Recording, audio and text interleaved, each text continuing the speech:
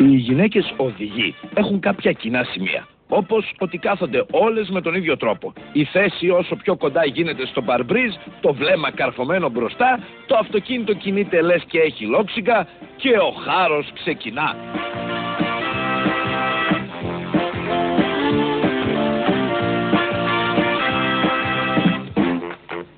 Η ταχύτητα του οχήματος είναι πάντα εκνευριστικά σταθερή και αργή, σε σημείο που να εκνευρίζονται όλοι οι υπόλοιποι άντρες οδηγοί. Πάτα το γ***y που άντε ρε που άντε δεν ακούς το χώρα να κάνεις στο καλό με την ώρα άντε το δω το πήρε άντε να κάτσουμε το γ***, άντε μόλι εκεί τη τέτρα τελείωνε κάπου την τρέλα μου καμώ θα βάλουμε το κόσμο να το κάνουμε καμώτη. Βέβαια όταν τη σταματήσει ο τροχονόμος για να τις γράψει, όχι μόνο δεν τον αγνοούν, αλλά ξυπνάει η Μόνικα που κρύβουν μέσα τους και πάντα τη γλιτώνουν.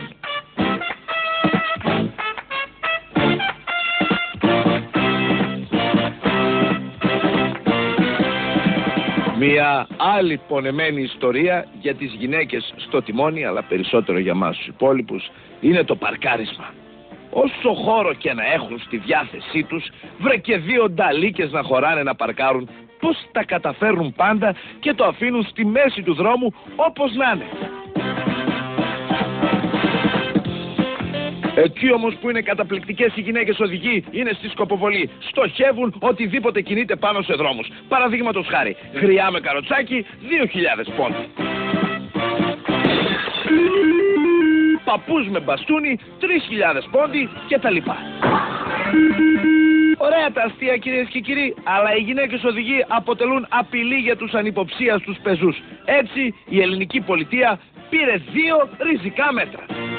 Πρώτον, οι πεζοί από εδώ και στο εξής θα εφοδιαστούν με μαδέρια για να κινούνται έτσι με ασφάλεια από ταράτσα σε ταράτσα, μια που μόνο έτσι δεν κινδυνεύουν από τις γυναίκες οδηγούς.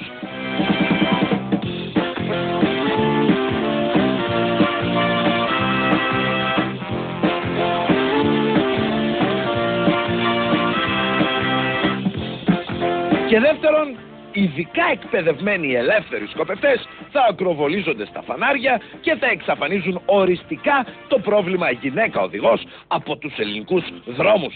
Αμήν.